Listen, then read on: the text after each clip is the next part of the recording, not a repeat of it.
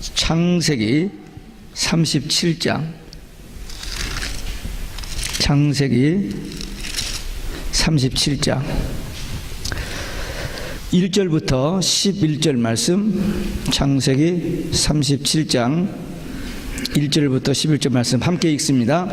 야곱이 가나안 땅 곧 그 아비의 우거하던 땅에 거하였으니 야곱의 약전이 이러하니라. 요셉이 17세의 소년으로서 그 형제와 함께 양을 칠 때에 그 아비의 첩 비라와 실바의 아들들로 더불어 함께 하였더니 그가 그들의 과실을 아비에게 고하더라. 요셉은 노년에 얻은 아들이므로 이스라엘이 여러 아들들보다 그를 깊이 사랑하여 위하여 채색옷을 지었더니 그 형들이 아비가 형제들보다 그를 더 사랑함을 보고 그를 미워하여 그에게 언사가 불평하였더라. 요셉이 꿈을 꾸고 자기 형들에게 고하매 그들이 그를 더욱 미워하였더라. 요셉이 그들에게 이르되 청컨대 나의 꾼 꿈을 들으시오. 우리가 밭에서 곡식을 묵더니 내 단은 일어서고 당신들의 단은 내 단을 둘러서서 절하더이다. 그 형들이 그에게 이르되 네가 참으로 우리의 왕이 되겠느냐, 참으로 우리를 다스리기에 되겠느냐 하고 그 꿈과 그 말을 인하여 그를 더욱 미워하더니 요셉이 다시 꿈을 꾸고 그 형들에게 고하여 가로되 내가 또 꿈을 꾼즉 해, 달, 11별이 내게 절하더이다 하니라. 그가 그 꿈으로 부형에게 고하매 아비가 그를 꾸짖고 그에게 이르되 너의 꾼 꿈이 무엇이냐, 나와 내 모와 내 형제들이 참으로 가서 땅에 엎드려 내게 절하겠느냐. 그 형들은 시기하되 그 아비는 그 말을 마음에 두었더라. 아멘. 할렐루야. 오직 예수 마라나타. 오늘도 하나님의 집에 나와 예배하는 여러분들에게 주의 은혜와 평강이 넘치시길 주 예수 그리스도 이름으로 축원합니다. 그냥 넘어갈 때도 있습니다만은 5월달이 되면 분명히 어린이 주일, 어머니 주일이 있습니다. 그래서 가정의 달 그렇게 돼서 또 부부에 관한 이야기, 또 기독교 신앙의 가정, 이런 주제로 이번 5월달 한 3, 4주 말씀을 나누려고 합니다. 근데 이 요셉을 그 모델로 삼아서 우리의 가정에 대한 말씀을 나누겠습니다. 요셉은 위대한 신앙인입니다. 믿음의 조상 아브라함, 이삭, 야곱, 요셉 4대에서 꽃을 핀 창세기의 열매, 예수님의 그 모습의 그 예표라고 할 수 있습니다. 요셉의 그 일생을 통해서 네 가지 신앙, 이제 이 창세기에서 네 가지 신앙, 가정신앙의 모델을 가지고 우리가 함께 말씀을 나누려고 하는데, 오늘은 요셉의 소년 시절입니다.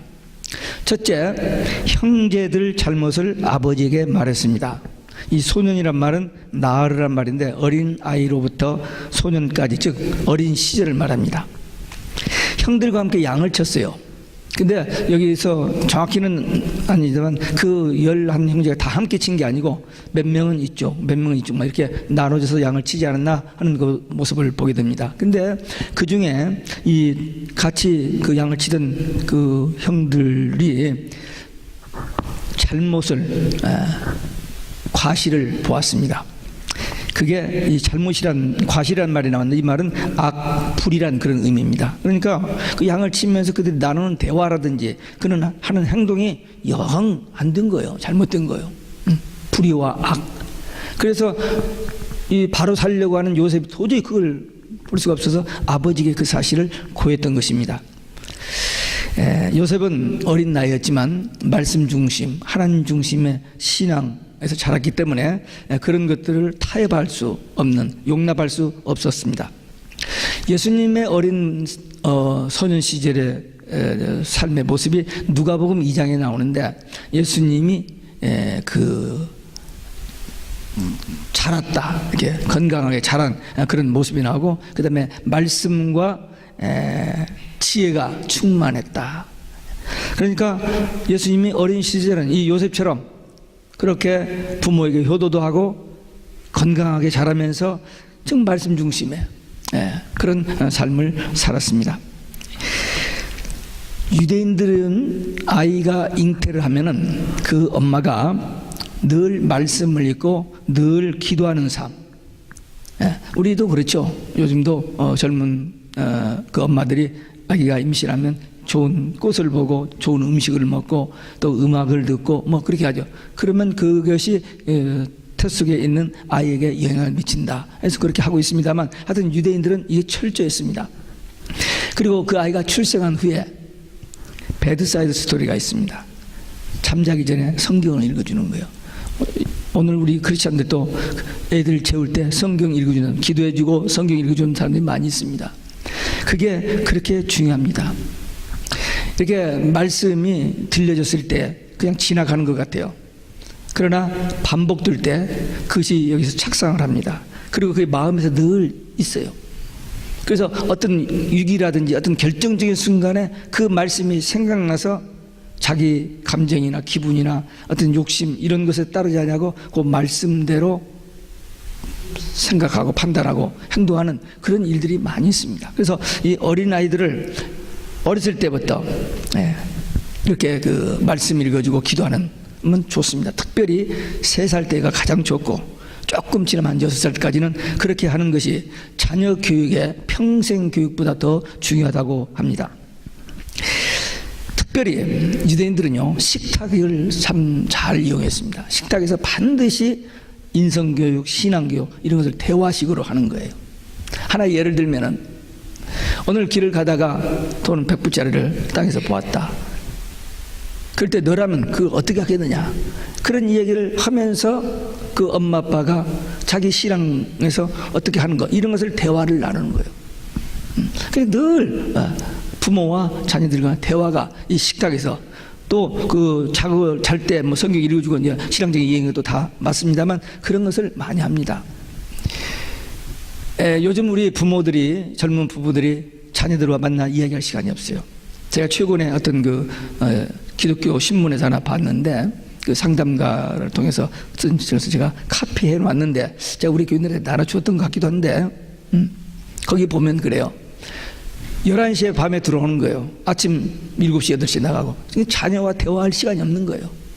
그렇다고 자녀 교육을 포기할 수는 없고. 근데 거기서 아이디어가 뭐냐면 10minute, 10분만. 그 10분 동안에 가정 예배대로 찬성하고 기도 뭐 다 할 수는 없지만 잠깐이라도 기도하고 뭐 성경 한 줄이면 더 좋고, 그러면서 몇 가지 주제를 가지고, 막연하게 오늘 잘 있어야지 뭐 이런 정도가 아니고 계획적으로 기도하면서 주제를 가지고 그 문제를 가지고 대화를 하는 거. 10분만. 한꺼번에 다 못하죠. 근데 그렇게 하는 것이 얼마나 좋은 효과를 가져오는지 모른다 하는 그런 아티클을 제가 프린트해서 나눠준 바 있습니다. 신명기 6장 4절부터 9절 그 부분을 유대인들이 쉐마 교육이라고 합니다. 어린 자녀들 교육에 대한 건데, 철저하게 말씀을 읽어주고 문지방에도 이마에도 그냥 말씀을 이렇게 해서 늘 생활 속에서 말씀을 대할 수 있도록 그렇게 하라.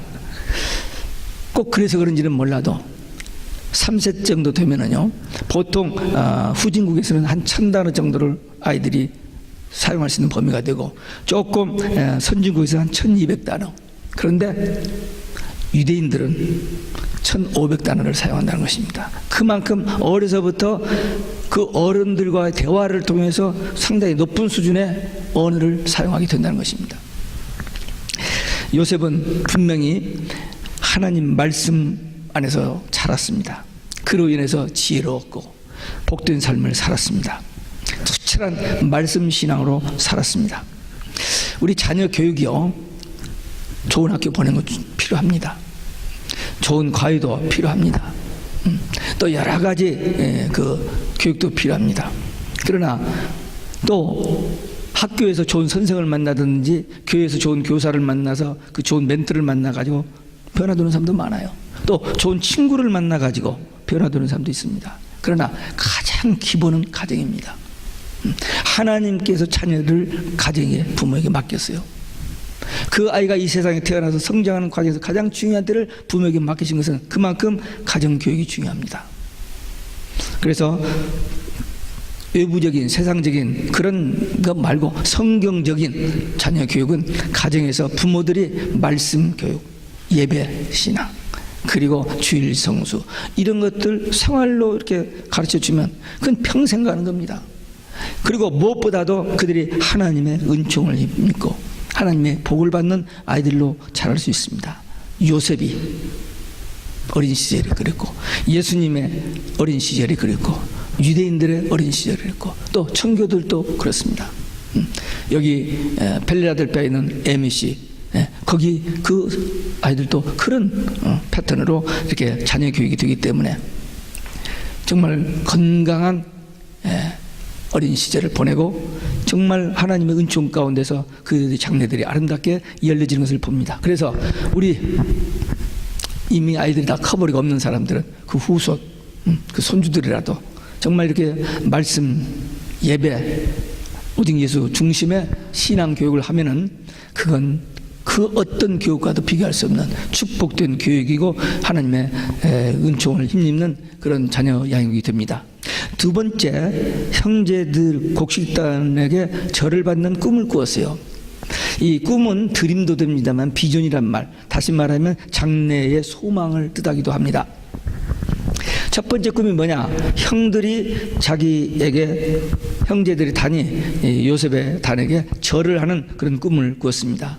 이것은 나중에 이루어지는 일입니다만 좀 더 나가서 예수님께서 인류에게 경배 받으시는 예표입니다. 우리는 창세기를 읽어도 거기서 예수님이, 출애굽기를 읽어도, 성경 어디를 읽어도 다는 아니지만 직접 간접으로 예수님이 예표가 나타납니다.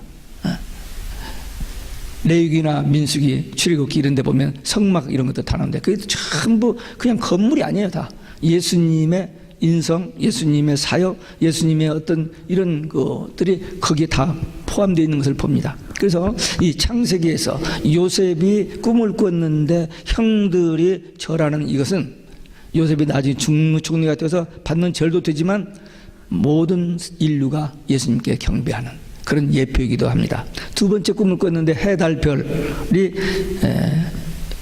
요셉에게 절하는 꿈, 이것은 하늘의 모든 피조물, 모든 인간들이 하나님께 영광 돌리고 예수님께 영광 돌릴 것에 대한 예표입니다. 지금 요셉이 이 꿈을 꾸고 형제들에게 이야기하고 자기 아버지에게 이야기한 것은 자기 꿈 자랑하기 위한 것이 아닙니다.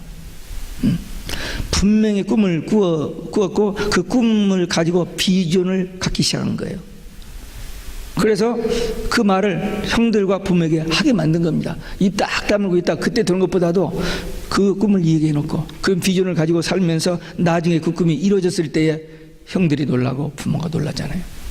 그래서 우리는 하나님이 주신 꿈, 비전, 성경을 통해서 약속하신 그 말씀을 붙들고 그 비전을 가지고 사는 거예요. 그냥 막연하게 되는 대로 그냥 흘러가는 대로 사는 것이 아니고 초점이 어디냐? 하나님께 영광. 어떻게 하면 하나님을 기쁘시게 할까? 그런 생각을 가지고 그런 마인드를 가슴에 품고 기도하면서 살아가야 한다는 것입니다. 우리 자녀들도 예수님의 이름을 드러내고 예수님께 영광 돌리는 그런 요셉처럼 자라가도록 그들을 위해서 기도하고 그들을 어떻게든지 오직 예수 신앙으로 살도록 해줘야 됩니다. 말하는 것도 생각하는 것도. 우리의 건성으로 오직 예수니까 우리 아이들이 오직 예수 한다, 그렇지 않습니다. 그 속에 그게 박힙니다. 자기가 해놓고도 그 속에 그것이 다 배여요, 몸 안에. 그래서 어떤 결정적인 순간에 그렇지, 오직 예수지, 그 마음을 성령께서 분명히 일으켜 주십니다. 그래서 위기를, 그래서 여러 가지 어려운 상황을 이겨낼 것입니다. 마태복음 2장에 보면 동방박사들이 와서 아기 예수께 절했습니다. 우리 한국 문화로 하면은 가서 그 마리아와 요셉에게 얼마나 수고하셨습니까? 참 아이를 좀 이렇게 할 때 그러지 않았어요. 아이에게 경배했다는 것입니다. 그게 중요합니다. 예수님만이 영광 받으실 분입니다. 청교도들이 그 가정 교육의 특징이 뭐냐면 가정 예배입니다. 주일 성수, 그리고 유대인도 그랬고 청교도도 그랬고 예배를 어른과 아이가 함께 드립니다. 우리는 언어 때문에 여러 가지 시설 뭐 이런 것이 좋아졌고 해서 좀 더 철학적으로 이성적으로 과학적으로 해서 따로 하지만 유대인들이나 제가 유대 회당을 2번 가봤나 1번 가봤나 갔는데 거기는 그냥 엄마 아빠가 애를 이렇게 안고 그냥 예배를 같이 드려요. 이렇게.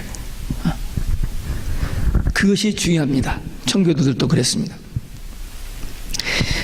예배가 교육의 핵심이 되어야 합니다.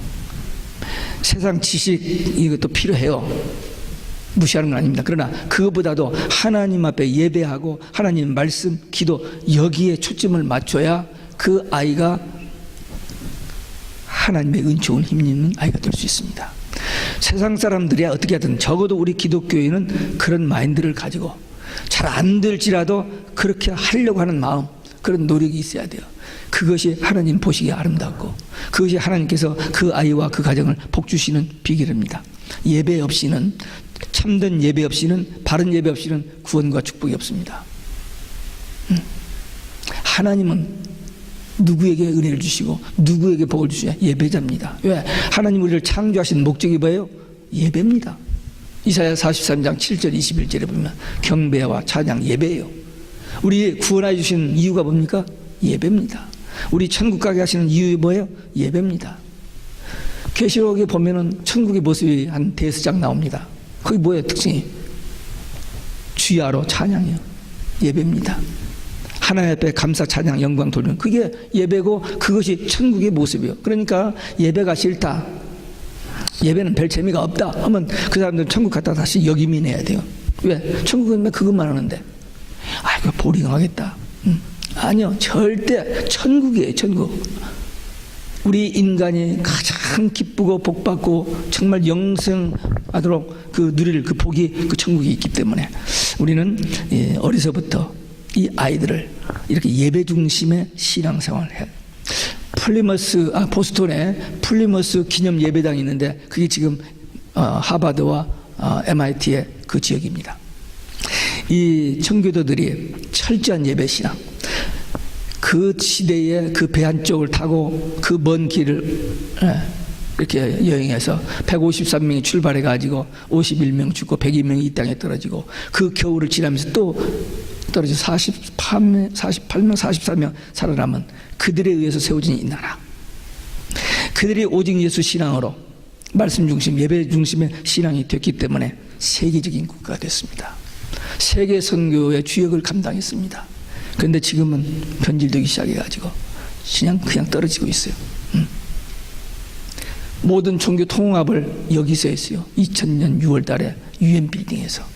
그래서 모든 종교가 한 신을 믿는다는 거예요. 지금 무섭게 변질됐죠. 이번에 교황이 와가지고 또 한 대 얻어 터졌어요. 예수님의 십자가 실패, 천국 지옥 없다. 우리 한국에 와가지고 예수님의 재림 없다. 지금 세상이 완전히 막가는 판입니다. 지진, 기근, 오염, 공해, 또 세상 사람들이 악할 대로 악하고 모든 것이 하여튼 죽이고 멸망시키는 일만 지금 벌어지고 있는 이 시대입니다. 우리는 누가 뭐래도 조금도 흐트러짐 없이 요셉이 어렸을 때 가지던 그 비전, 하나님이 나와 함께 오직 말씀 중심, 하나님 중심의 신앙생활하면 반드시 하나님의 계획하신 일들이 이루어진다는 그 비전 가지고 끝까지 견뎌냈기 때문에 자기도 살고 애굽도 살리고 자기 동족도 살리고 세상 사람들을 살리는 위대한 역사에 쓰임을 받았습니다. 요셉의 어린 시절 그 모습이 우리의 모습이요, 우리 자녀들의 모습이요, 우리의 후손들의 모습이 되도록 기도하고 그 일을 위해서 어떤 대가를 지불해도 됩니다. 그만큼 worthy, 그만큼 가치 있습니다. 좋은 대학 필요합니다. 좋은 대학 나와서 성공하고 출세하고 돈 많이 벌고 유명해지면 so what? 그게 인생이 아니잖아요. 정말 우리는, 적어도 우리 크리스찬은 주님 만나고 정말 주님과 깊은 관계 속에서 주님이 주시는 위로와 평강 누리다가 천국 가는, 이것이 우리의 신앙의 목표요, 이것이 가장 행복한, 가장 최고로 복된 삶인 것을 믿고 우리 자녀들에게 주일 성수, 온전한 11조 어려서부터 시켜야 돼요. 애들에게 용돈 주고도 11조를 떼도록 해야 됩니다. 주일 철저히 지켜야 돼요. 할 수만 있으면 가정 예배 드려야 하고. 쉽지는 않아요. 쉽진 않지만 못할 것도 없어요. 할 수 있습니다. 믿고 기도하고 하면은 하나님께서 도와주시면 돼요. 그래서 우리 자녀들을 요셉처럼 신앙으로 자라. 정말 나라를 살리고 세상을 살리고 하나님의 영광을 드러내는 자 되도록 그렇게 교육해야 됩니다. 끝으로 야곱이 요셉을 더욱 사랑했다. 91세 노년에 얻은 아들입니다. 자기가 사랑하는 아내 나엘에게서 나온 첫 번째 아들 요셉, 사랑할 수밖에 없죠. 근데 하는 짓도 달라요. 다른 아들들은 그냥 그저 그런데 이 요셉은 어렸을 때부터 벌써 이런 비전을 가지고 자라니까 그러니까 자연히 더 사랑했습니다. 편애가 아닙니다. 편애가 아니고 말씀신앙 오직 예수님만 높이는 성도에게 하나님의 사랑이 임하고 하나님이 영광 받으시는 역사들이 일어날 것에 대한 예표입니다. 요셉의 한 생을 통해서 편하게 살지 않았어요. 형들에게 미움을 받았죠. 노예로 팔렸죠. 감옥에 생활했죠. 그럼에도 불구하고 결국 하나님이 함께 하시니까 승리하는 삶을 살았던 것입니다. 이 요셉의 어린 시절의 신앙, 이것을 우리도 가지고 또 우리 자녀들에게 전수하여 하나님의 사랑받는 자녀가 되도록 하는 것이 최고의 교육입니다. 근데 그게 불가능하냐? 가능합니다. 그런 자들에게 하나님께서 천대까지 복을 주신다고 했고 주님을 사랑하는 자는 하나님이 사랑하신다고 하셨습니다. 세상 사람들은 세상적인 인간적인 사랑은 일시적이고 조건적입니다. 근데 하나님의 사랑은 무조건적인 사랑, 아가페 사랑, 그리고 영원한 사랑입니다. 이 사랑을 구하며 우리 자녀들에게 그렇게 살도록 그들을 양육하는 것이 우리의 책임이요 우리의 사명입니다. 유대인들이 지금 지구상에 한 1500만 됩니다. 미국에 한 600만이 있는데 지금 520만 좀 줄었어요.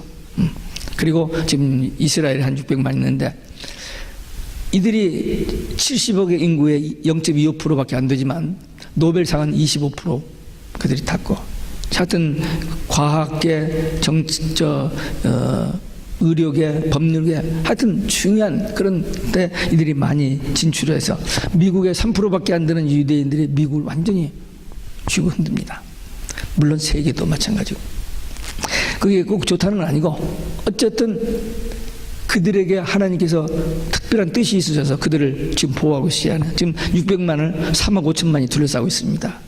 언제 핵전쟁이 터질지 몰라요. 하루하루 위기 속에서 살아가요. 그런데도 그 민족을 지키고 있어요. 왜? 그들 중에 구원받을 자가 있기 때문에. 오랫동안 이들이 기독교를 싫어했습니다. 거절했습니다. 예수님을 십자가에 죽였고 또 그 다음에 핍박을 받았기 때문에 캐톨릭한테 받은 핍박을 기독교한테 받은 핍박을 알고 기독교라면 이를 가던 그 유대인들이 지금 예수 믿기 시작합니다. 놀라운 변화가 그들은 예수 믿으면 동족의 죽임을 당합니다. 그럼에도 불구하고 초대교회 성도들이 오직 예수 신앙 때문에 순교했던 것처럼 지금 유대인들 중에 순교자들이 나오기 시작해요. 놀라운 일입니다. 전혀 상상할 수 없는 일이 지금 일어나고 있어요. 이제 끝이 가까웠기 때문입니다. 마태복음 10장 23절에 보면 너희가 온 동네에 다니지 아니하여, 다시 말하면 유대인들이 100% 구원받은 때가 아니고 몇 사람만, 거기서 알곡 신자만 거두어져도 주님이 끝이 온다고 그랬어요. 그래서 지금 유대인들이 돌아오는 게 놀라운 사실이에요. 엄청난 사실이에요. 우리 한국에 IMF가 온 것이 1987년인가요? 97년? 97년. 97년인가 87년, 97년 같네요. 그 김영삼, 김대중 그때가 97년. 그때 한국 기독교 방송에서 월급 주기 힘들어서 한 달 동안 직원들 휴가를 보내버렸어요. 그때 김종철 감독이 배낭 하나 메고 부인이 해주는 밑반찬 넣고는 이스라엘을 갔어요. 다른 친구들은 유럽 가는 미국 가는데 이스라엘 가가지고 주일날 딱 내가서 교회를 찾았어요. 한국처럼 여기저기 십자가가 있는 줄 알았는데 교회가 하나도 안 보이는 거야. 그 찾고 그날 찾은 게 몇 날을 찾았는데 어디에서 비밀리에 모여서 예배 드리는 그 장소를 발견합니다. 그래서 들어가려고 했는데 넌 누구냐고. 그래서 설명을 주겠더니 그래 들어가라고. 그래서 거기 가서 예배를 보면서 유대인들이 비밀리에 모여서 예배 드리는 것을 장면을 봤습니다. 그러면서 그 사람이 몇십 번 이스라엘을 드나들면서 만든 영화가 패션 용서,